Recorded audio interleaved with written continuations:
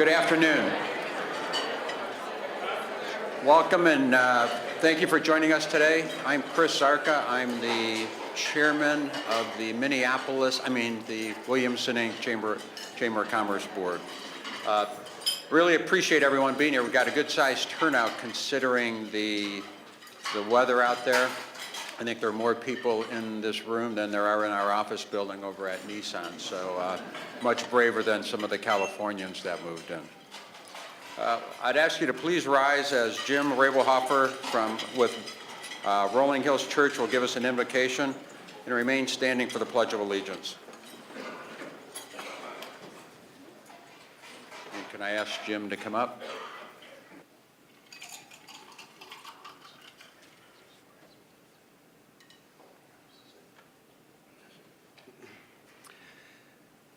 Let's pray. Father, we just lift up this day to you. We thank you for the beautiful sunshine, Lord, and even the cold weather and the wonder of your creation. We ask for your blessing on this meeting, on our speakers, Lord, and just this whole day. We pray for your blessings on Williamson County and all the people that are here, their businesses and organizations that they represent. And we thank you for all your blessings. Pray in Jesus' name. Amen.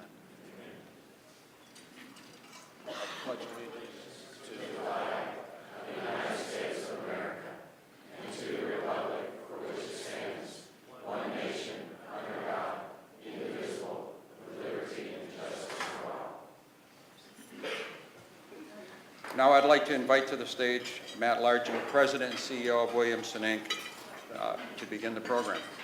Thank you. Put those right there. There you go. Good morning, or good afternoon, I guess, and thank you so much for coming today. We appreciate it. I was talking to Senator Johnson earlier, and he said that this must be a really hardy bunch to show up on weather like this, or people are really angry at them. And I said, you'll find out in about 15 minutes, Senator. So I've got these for you on stage if you need them, these snowballs later, Senator. I want to welcome our 3 member discount partners that are joining us today, Bank Card, UPS, and Windstream. Please visit their displays in the back later. You can learn more about how those companies, through our member discount program, can save you money with your chamber membership when you have to buy supplies and services. I also want to mention this is the second lunch in a row that we've started a new program that if you registered by the deadline, you should have received a list of everybody who's going to be in the room today. We do it with this meeting and our Women in Business meeting, and that's really just to help you more strategically plan your networking to create spontaneous capitalism. So please take advantage of that for this and all future meetings as well. I want to introduce today's program by talking about one of the 6 pillars of the vision statements of the Chamber, and that's to be known as an influential business advocate. And we do that by serving as a resource and an advocate for issues that are important to the business community. That's why we're here today. So we have the program we've got today. Our dual role at the Chamber, and you've heard me say this before, is to help you grow your business and to help grow the economy of Williamson County. Legislation at the local, state, and federal level can have a big impact on the economic development of Williamson County and beyond. To help fulfill this mission, we've contracted to use the Brentwood-based Votility software. You can see the screen here in front of you. That's going to help connect us to pieces of legislation that are important to the business community in Williamson County. This tool is going to allow you to go in-depth on a variety of business-related issues and will allow us to stay on top of legislation that affects you and your ability to grow your business. We really appreciate Delic Mapco's support of making this tool possible. You'll see a complete rollout very soon. Here's an example slide. You have whoever signed on to this. It's their 2 legislators, Senator Johnson, Representative Sargent. And the bill that we've got up here right now that we populated is about wine in grocery stores and making that happen sooner. Exactly. I think that's something we can all get behind. In fact, we would probably just take a voice vote now and make that unanimous. So you'll see more and more about this later as we roll this out. Just another tool that you can use seamlessly through your chamber membership and log in onto your chamber master account that can help you track these issues that are important to you, and then help us hear from our members and pass it on to our elected leadership. As I referenced before, today's membership meeting is actually our Public Affairs Roundtable at our monthly membership meeting. The Public Affairs Roundtable is a free monthly forum open to everybody in the community, featuring elected officials and community leaders in an in-depth discussion about legislative and other important governmental issues. The one-hour program airs live on WCTV. Thank you so much, Nuke, for being here. We appreciate that and appreciate everything that you all do for us with this great program. That's the county's education and government channel. It's rebroadcast during the week it airs, archived for viewing anytime at the YouTube channel, youtube.com/WCTVnet.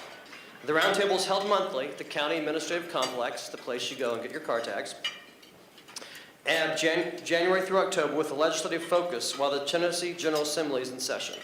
In other months, leaders of the county's municipalities provide updates. Community members are invited to join us. It's the last Friday of each month at 7:15 for this live television program. Thank you to Vanderbilt Office of Community, Neighborhood, and Government Relations for making these monthly events possible. Thank you, Vanderbilt. Appreciate that.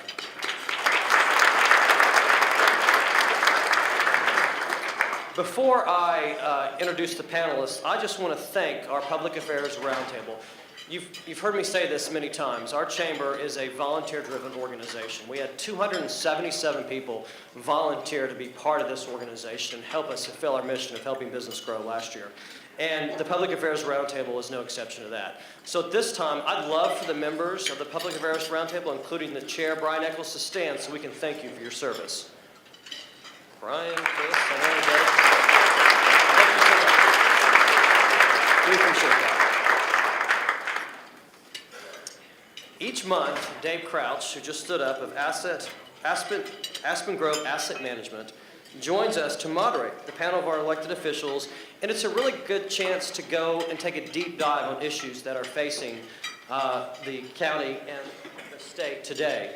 So at this point, I'd love to ask Dave, along with State Senator Jack Johnson and State Representatives Glen Casada, Jeremy Durham, and Charles Sargent to take the stage. Please help me in welcoming these panelists to the stage.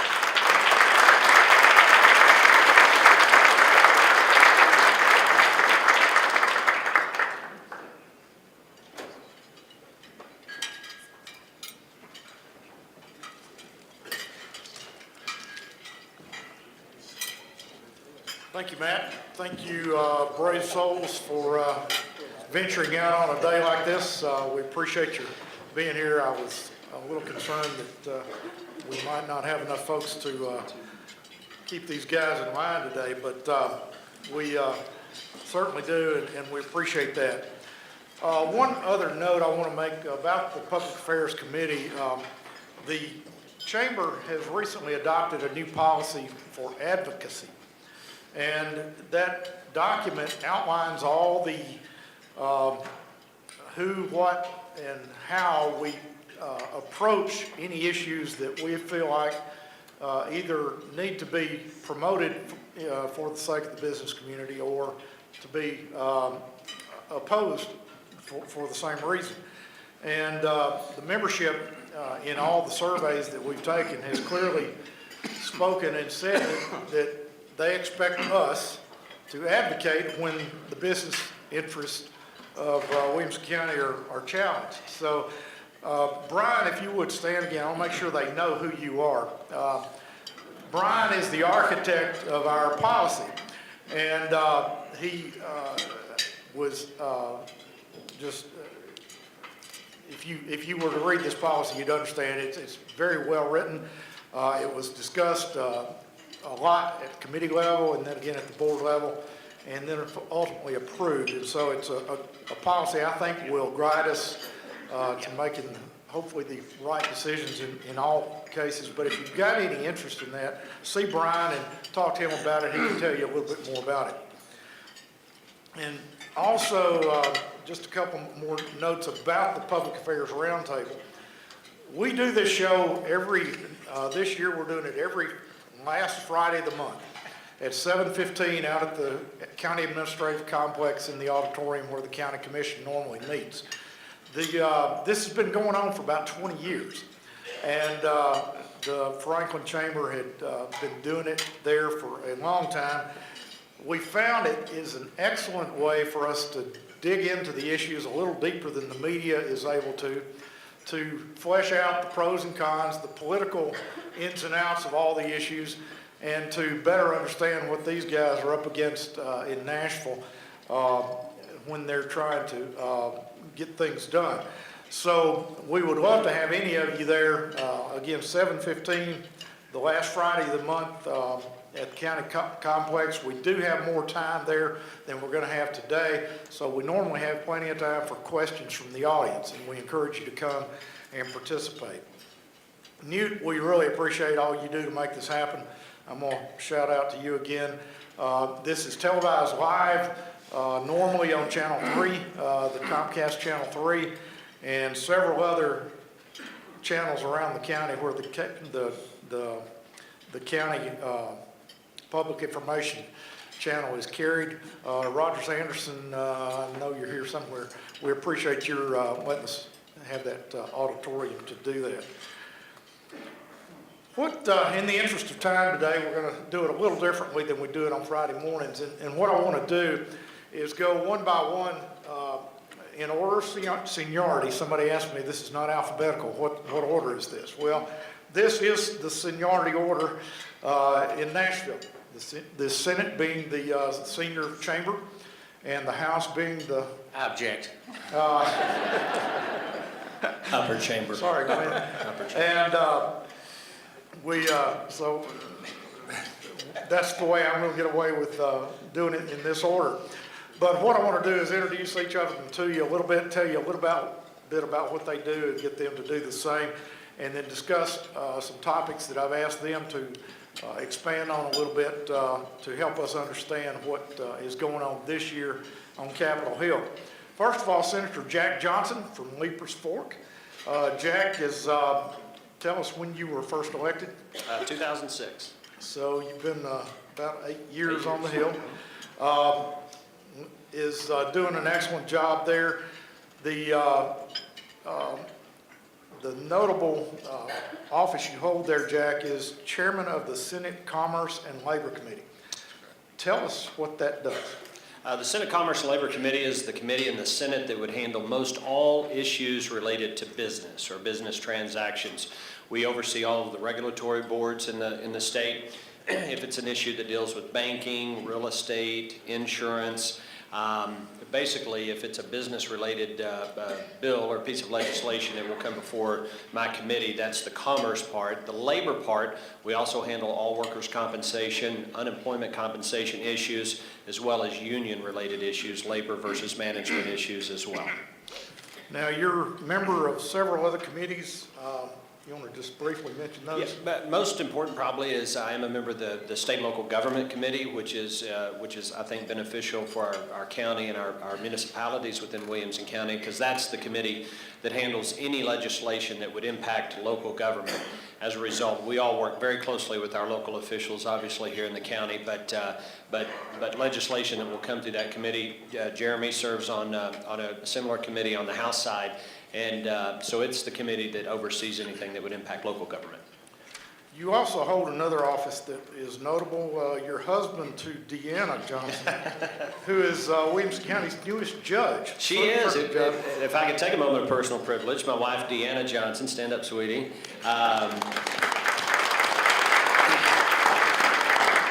She was appointed in November by Governor Haslam to the Circuit Court bench. She took the place of a friend of many of us in this room, Judge Tim Easter, who was elevated to the Criminal Court of Appeals by Governor Haslam back in September, I think, August or September of last year. So Deanna took Tim's place on the circuit bench. Very proud of her. It's a little nerve-wracking to have a spouse who can lock you up. He's a very important guy, and for several reasons, as you can see. The Senate Commerce and Labor Committee is an extremely powerful committee, makes a lot of decisions regarding the banking industry, the financial services industry, which I'm in, and also I noticed one of the committee meetings I saw you participate in, you were trying to help Jack Daniels and somebody figure out exactly how to define Tennessee whiskey. So they get into all kinds of important things. This morning, Jack, if you would, transportation is a very important issue to Williamson County, and it's probably going to continue to be even more important as time goes on. And the funding for transportation in the state of Tennessee is problematic, and I understand the governor has commissioned a study that has recently come back and has had some findings on that. Could you tell us a little bit about what's going on with transportation funding and how that might impact Williamson County? Sure, I'll be glad to, and it is a terribly important issue to Williamson County with the growth we've had, obviously, here in Williamson County and our infrastructure needs. John Wilder, who was the lieutenant governor for the state of Tennessee for 34 years, very nice man. I got to serve with former Speaker Wilder for 4 years. He was the longest serving head of a legislative body in the history of the United States. A little bit of trivia for you there. He was Speaker of the Senate, lieutenant governor for I believe it was 34 years. He used to have a saying, and that is that state government is in three major businesses, or three basic businesses: roads, education, and healthcare. And if you look at our budget, which Charles is the expert on, I think he would agree that it's not the only three things that we deal with in government, but it's three of the big things. When you look at how we spend your tax dollars, those three things consume the vast majority of our state budget. Our revenue at the state level for road projects is generated through a gas tax. If you filled up your car today, you paid about 40 cents a gallon in taxes. So if you're paying $2.19 or $2.14, whatever it is a gallon, roughly 40 cents of that is in tax. About 18.4 cents of that 40 cents goes to the federal government, to the Federal Highway Trust Fund. The 21 point some odd cents remaining goes into the state trust fund. That is a cents per gallon tax. You're paying the same amount of tax whether gas is $4 a gallon or whether it's $2 a gallon. And that tax was last raised or increased back in the late 1980s. Well, what's happening, not just in Tennessee, but across the nation? Well, cars are more fuel efficient. We actually have cars now that are driving up and down the road that don't use any gas at all. Our friends from Nissan make a very popular car that's driving up and down the road and you never put gas in it. So we have a funding system for road projects that is antiquated and probably does need to be reformed. Now, if you think any one of the four of us are going to sit here and tell you we need to increase the gas tax, you're probably very sadly mistaken. That's not the answer. It may at some point be part of the answer, but if you ask the average Tennessean, should we raise the gas tax, you're going to get a resounding no.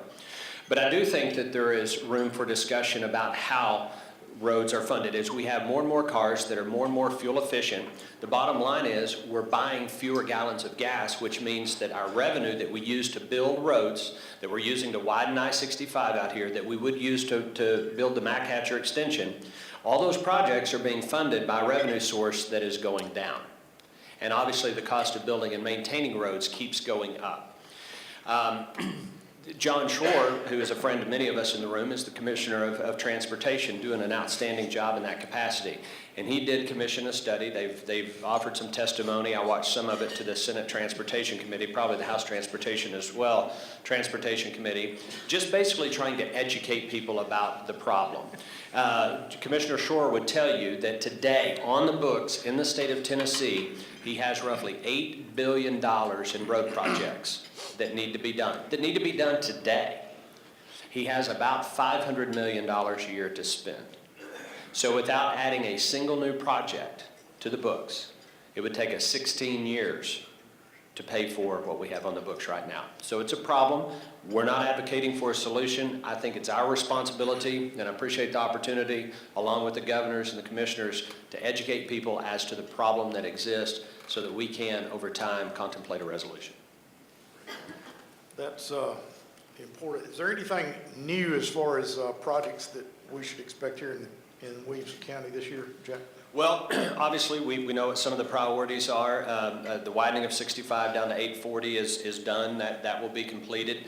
We're hoping, we don't yet have the 3-year plan. That's a very important document that TDOT puts out every year as to the projects that they want to begin construction on. We're hoping that the Mac Hatcher extension, the Northwest extension, will be on that 3-year plan. Jeremy and I have worked very closely with the commissioner and the folks at TDOT to try to get that done.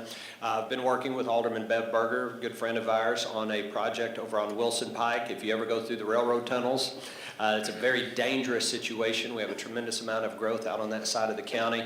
So it's very difficult because if I start listing projects, I'm going to leave one out and make someone mad. Let's just say we've got a lot of needed projects in Williamson County. Absolutely. Appreciate your help. One thing I noticed as I was going through all of your committee assignments, I noticed that none of our delegation serves on either the House or the Senate Transportation Committee. Is that something we need to work on? Well, on the Senate side, I will tell you, even if you're not on the committee, we have 33 members in our body. Again, we call it the upper chamber. We work very closely with our colleagues, and even though I don't serve on transportation, my good friend Jim Tracy, Senator Jim Tracy is chairman of that committee. A lot of folks know him. We're good friends. We talk a lot about those issues. So you can't serve on all the committees, but that doesn't mean you're not involved in their issues. Good. Okay. Thank you. Good answer. Dave, point of order, though, that the House is known as the workhorse. The Senate is known as the show horse. So just, I want that on record. We'll, I'm going to stay out of that. But next, we have Charles Sargent. Charles is the representative for the District 61, which includes most of north central Williamson County. Is that a fairly accurate description? It includes Brentwood, most of Brentwood, and the northern half of Franklin down to about Highway 96. Again, is that accurate? Yes. Okay, if you live in that area, he's your representative. And he is chairman of the House Finance Ways and Means Committee, better known as the guru of the state budget. He works very closely with the governor on negotiating and allocating money around this for the budget. And we salute him for that. He's a member on several other committees. Tell us, though, Charles, a little bit more about the House Ways and Means Committee and but you do the budget. What else do you do? Do the budget. That's the only thing constitutionally we have to do is a budget every year. Okay. All the other 1,500 bills you really don't have to do, but we have to pass a budget every year. Basically, we look at all the appropriations and the expenditures for the state. This year, our state budget will be a little over $33.3 billion. We do not serve, none of us serve on transportation, but we do have an input on where the money's going to go in transportation. So we do have some say-so as far as that's concerned. This year's budget, our new revenue will have an additional $300 million with new money.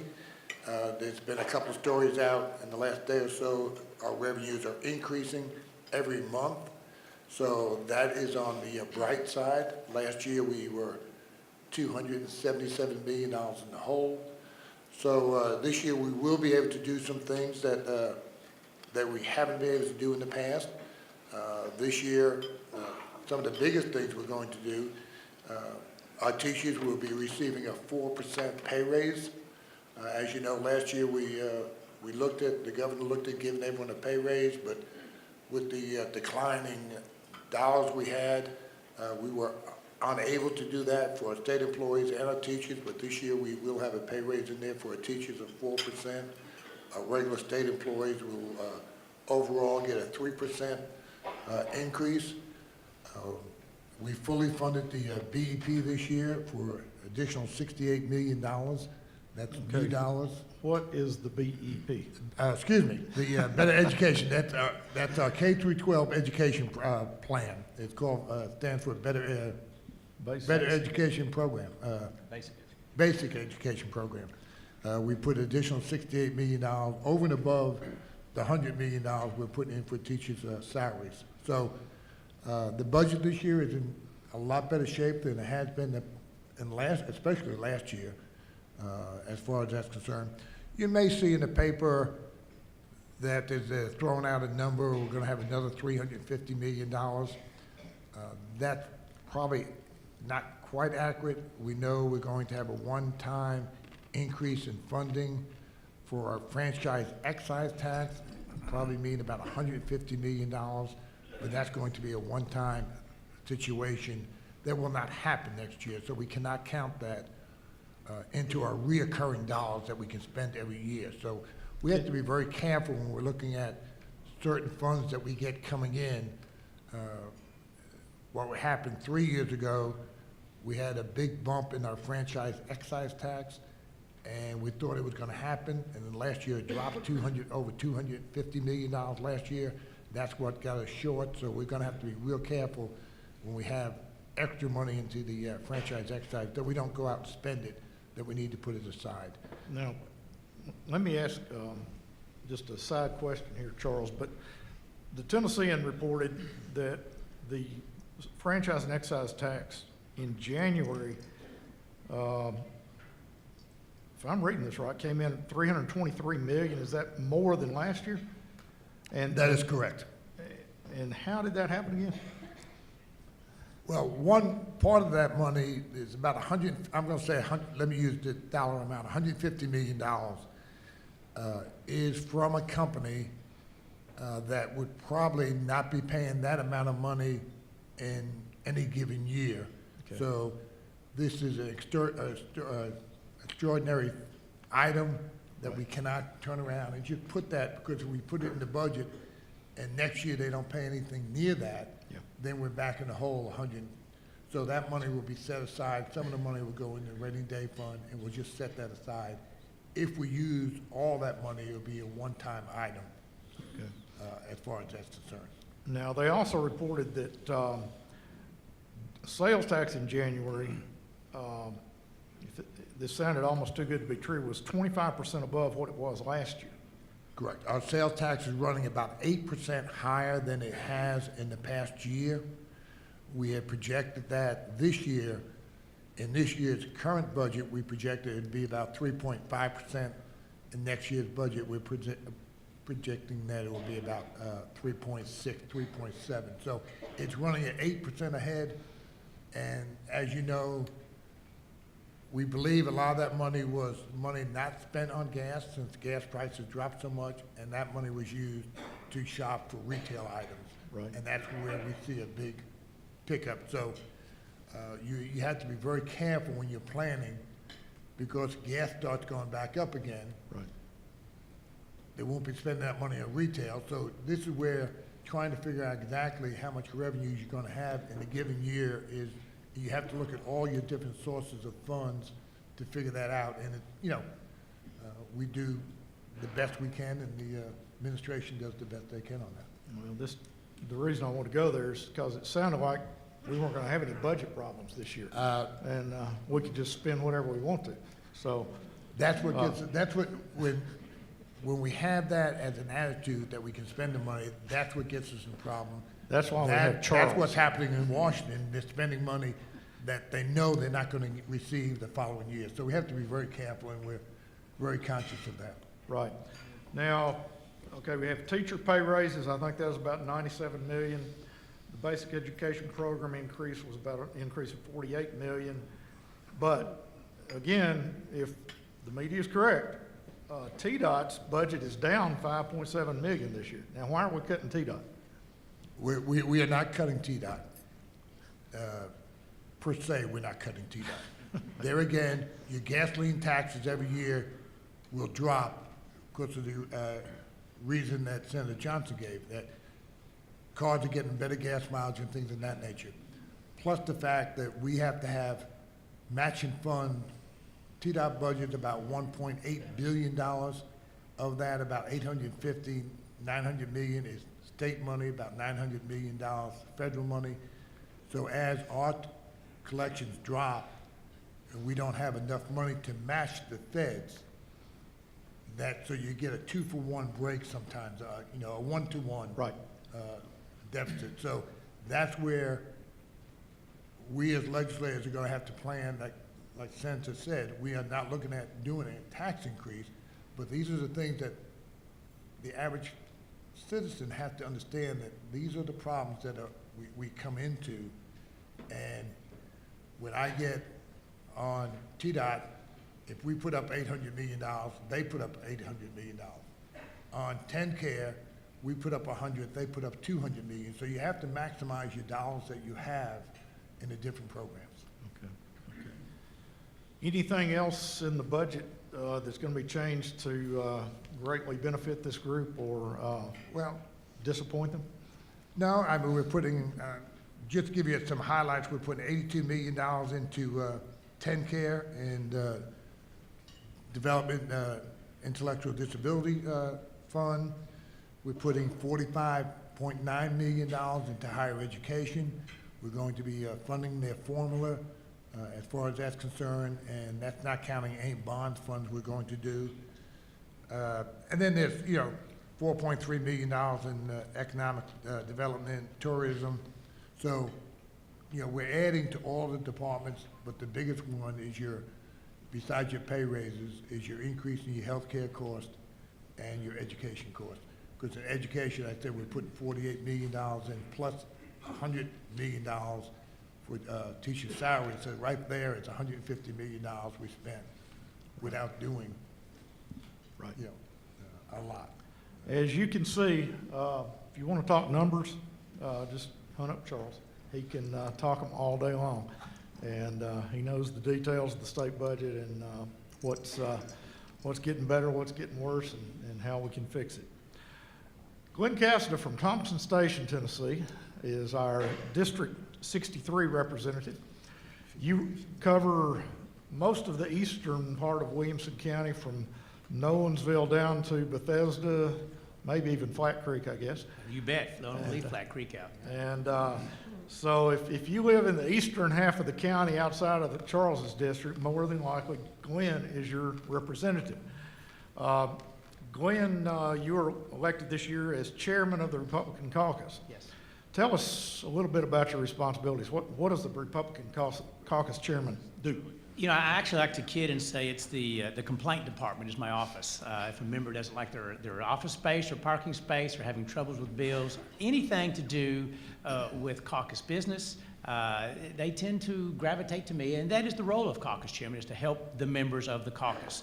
I think another important duty that I have is interfacing with the speaker and with the members of the House Republican caucus and driving our agenda forward, which is the agenda, conservative agenda of cutting taxes and keeping government small.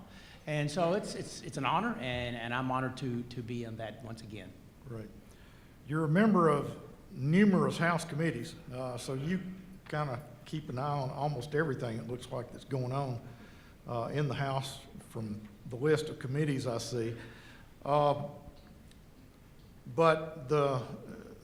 in the media this year so far, most of your activities have been regarding education one way or another. So if we could talk about education here just for a few minutes, Glenn. We've got a new education commissioner. Yes. Candace McQueen. Yes. How's she doing? She's doing a really good job. She's been in my office twice and just kind of shared with me where she wants to go as our new Commissioner of Education. A very personable, a very intelligent woman, and what I really like is she travels the state with what I like to call boots on the ground, interfacing with our local schools and local directors of schools. That's what we need in Tennessee. Okay, great. Probably the issue on the tip of many people's tongue this year is Common Core. Common Core. And it seems like, I may be overreading this, but it seems like there is a consensus beginning to form about what we want in Tennessee. Can you give us an update on that? I'd be glad to, and all four of us are involved in that, but the governor, the legislature, and the public want high standards. The question is, how do we deliver those high standards, in what format? And there's a lot of concern that what we adopted a few years ago, Common Core, does not deliver those high standards. And it delivers in a method that many parents and many teachers aren't happy with. So the legislature is getting behind House Bill 3. It's John Fogerty's bill. Several folks are working on not only making sure standards stay high, but our privacy is protected, that the authority is devolved back to the parents and back to the local schools. Sat down with the governor twice on that as well, and he understands the vision that many in the legislature wanted to go, and so it's starting to take place. So House Bill 3 by John Fogarty, keep your eyes on. Great.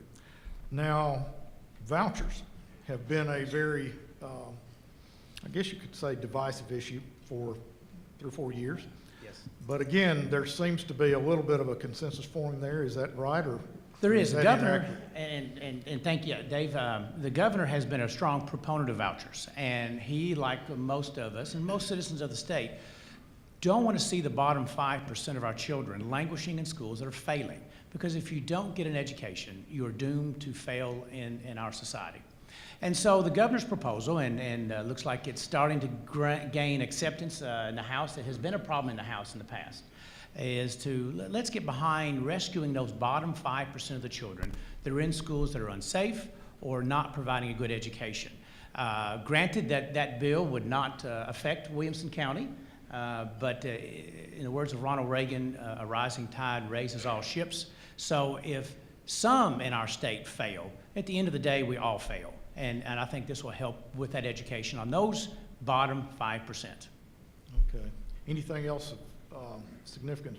Well, I mean, everything's significant, but anything else that you'd like to mention that? I would, Dave, and thank you. And Jack and I are working on something called the Patients and Consumers Reimbursement Act. In essence, it addresses what I think is the chief cause for the problem of escalating healthcare costs, which is the practice of defensive medicine. This legislation, in summary, would say that you cannot sue the medical doctor personally.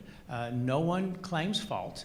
It goes to a panel, and it takes this adjudication away from the courts, which are timely, expensive, and it takes it to the individual and the doctors. It's resolved in 6 months. 20% of those that are injured by medical procedures are never reimbursed. This would delete that. And it would delete that costly practice of defensive medicine. So if we can pass this, and we're going up against some powerful special interest on this, but if Jack and I can pass this, this would be a paradigm change in the nation. Okay. Interested to hear more about that. We'll try to get more into that at our next Public Affairs Roundtable, where we have a little more time to Thank you, Dave. Delve into that. Jeremy Durham, representative from the 65th District, I believe. And that includes the western part of Williamson County, from Fairview, I believe, all the way back, and includes most of Spring Hill. Is that right? And the western part of Franklin, including Lewisburg Pike, where I live. So that's not really Slipped west. inside Manchester. Yeah. You almost had Glen, but luckily you're on this side of Manchester. So we're if you live there, he's your state representative. Now, Jeremy, this year you were elected the Republican Caucus Whip. Tell us what the Republican Caucus Whip does. Well, it's not what you see on House of Cards. I'm sorry to say, it's not that exciting. But you do count votes, so there might have been 5 minutes of that in one episode. But counting votes pretty much sums it up. There's some other duties in the bylaws, but the only thing that seems to really come up significantly is counting votes. That's the best way to explain it. Okay. Serve on several committees in the House. Want to ask you about Insure Tennessee. Governor Haslam, put a significant amount of energy and effort into the Insure Tennessee bill that was discussed in the special session a couple of weeks ago. And a lot of chamber members would have liked to have seen that bill passed, but you led the opposition. Tell us why. Well, the first thing, we had to learn from our past. If you remember back in 2005, Governor Bredesen had to take 172,000 people off our rolls because TennCare was bankrupting our state after our last Medicaid expansion. So we had to keep that in the back of our minds, number one. And as a Williamson County legislator, I also had to think, well, my district is over 91% insured. So there's not as many people in my district going to benefit from it, but let's still give the governor his day and let's hear it out. Then we listened to the governor's plan, and there were some problems, like how you pay for the state share. As you know, the money gradually goes away until it settles at a 90-10 match in 2020. Well, that's over $400 million. And typically when you have these guesstimates, like Arkansas had, like we had with the woodwork effect, they're never as high as they're really supposed to be. So you really don't want to be in a position like we were last year when at the state of the state, the governor, promised the teachers a raise and the state employees a raise, and then you don't give it. So you have to be very careful because when you give something, it's very hard to take it back. And really, I think it could have worked if there was one thing that had been different. If the Obama administration had allowed some of the cost controls and some of the good initiatives that the governor had, if he had now allowed those in the 1.3 million people that are on the existing rolls for TennCare, we could have insured more people. But the problem is we had to increase entitlements in exchange for getting the federal dollars. All right, and it now, just didn't make sense. Say that again, where I can understand. Sure. Well, basically, you could have more freedom with the expansion population. Some people say it's 400,000, some people say it's 280,000. But basically, if you took all that money and you expanded your roles, Okay. so if you expanded TennCare, if you expanded healthcare entitlements, then you got more freedom over that small population. Now, if we could use the same, like copay, like it saves costs. If you have skin in the game, it's not going to cost as much money. Now, if the Obama administration would allow us to do that with our existing population, we almost certainly could have insured the other people. No question about it. The problem is the federal government will not give us the flexibility to do that. If they had block granted our Medicaid dollars, we absolutely could have covered these folks. But if you're pretty much going to make it a straight entitlement, you don't have any flexibility, then it's really hard to save costs. So, Governor Haslam had some good ideas. I want to be very clear about that. And if we could have used those in our existing TennCare population, this might have been a different deal, but we couldn't. So basically, we would have been taking money in exchange for increasing entitlements, and most of us really just didn't have the appetite to do that because it's somewhere that we were a few years ago. 10 years ago, we had to. It's a very painful process. It's much easier to grow government than it is to take it away. Okay. In fairness to Jeremy, he isn't the only one up here that opposed that bill. So don't want to single you out, but I figured I'd let you do the explaining, Sure. as we say. On a different note, you have co-sponsored a bill to, as again the media says, force referendums on projects that create a debt of more than 10% of a municipality's annual budget. So in Williamson County, approximately $444 million total annual budget. That means any project over $44 million or so of debt would require a referendum. That's a new high school. 50 million is about a new high school, right? So tell us the thought behind this bill. Sure. This was actually brought to me by the Senate Democrat leader, and there's problems with rural areas too. We're going to have to massage the bill, no question. But I liked what he did. I liked the caption. We're definitely going to have to, we may make it based on your bond rating. But the idea is that, like Memphis has a $600 million budget. They have a AAA baseball park, which is the flagship farm team of the St. Louis Cardinals. It's brick, it's in downtown Memphis, really nice, $30 million.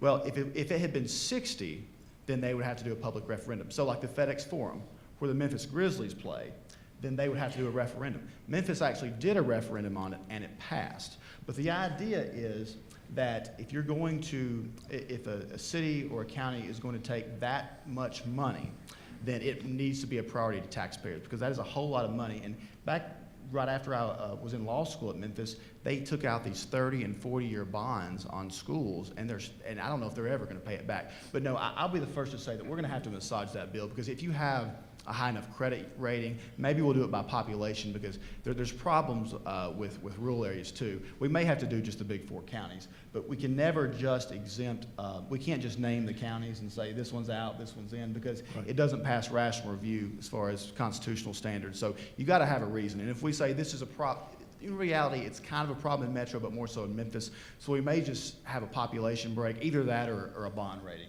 But that bill's going to have to be massaged. I like what Lee Harris is trying to do. He brought it to me, but it's going to need some work before it's ready for prime time. I agree with that.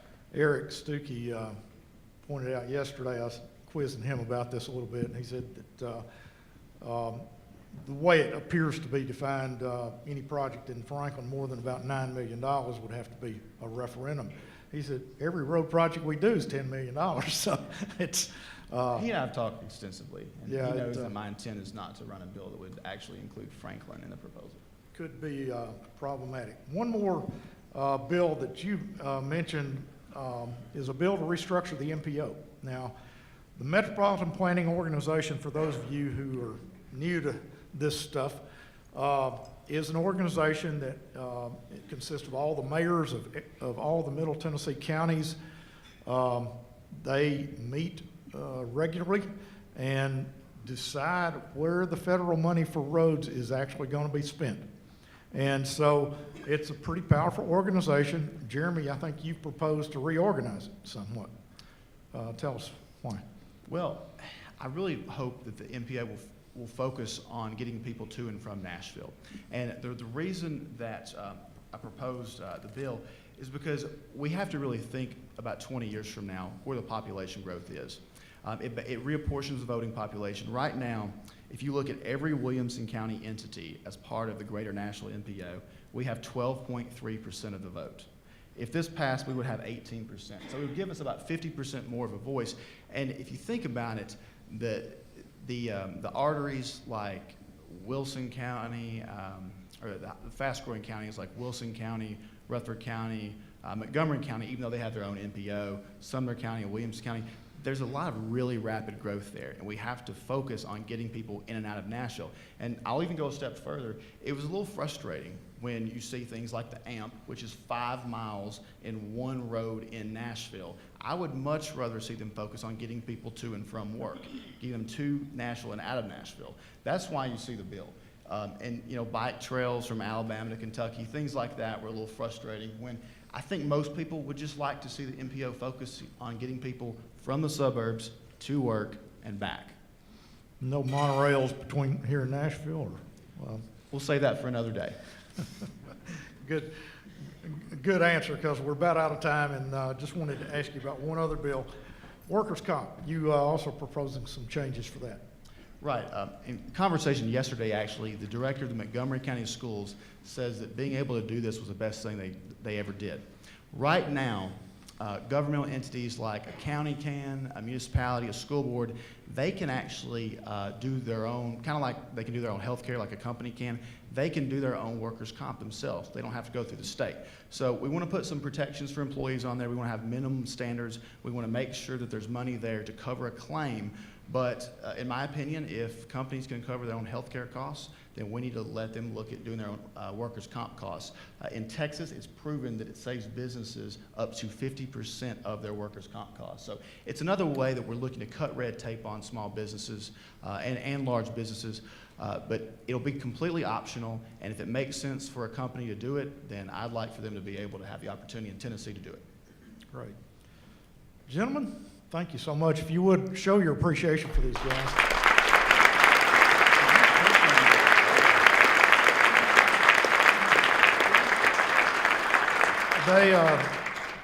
They don't always vote the way we want them to. It's not an easy job they've got, and I hope that we can always have respectful conversations about these things and enjoy the dialogue that we have with them. We really appreciate you all participating in the Public Affairs Roundtable every month, and certainly appreciate that. Dave, Yes, very Jim. quickly, I just want to invite everyone, we all do email updates, usually weekly during session, so if you're not receiving our email updates, go to our website, call our office, make sure you're getting those updates.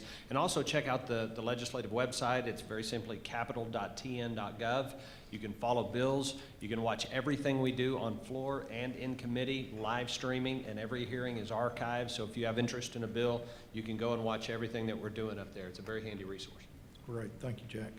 And the next Public Affairs Roundtable is March 27th. Put that on your calendar, 7:15 a.m. I know you can get up that early. We do have coffee. So come and join us. We'd love to have you participate in the audience. If you can't make it, just tune in on Channel 3, and Newt will make sure you get to watch it. Thank you so much for your attention. Thank you, gentlemen, for helping. For being here.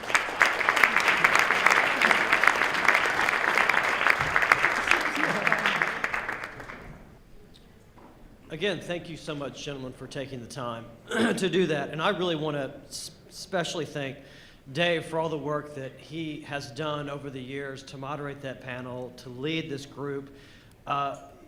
It's not easy preparing for one of these things, and you do it every month, and you do it flawlessly. So thank you, Dave, for everything that you do for this organization. I appreciate it.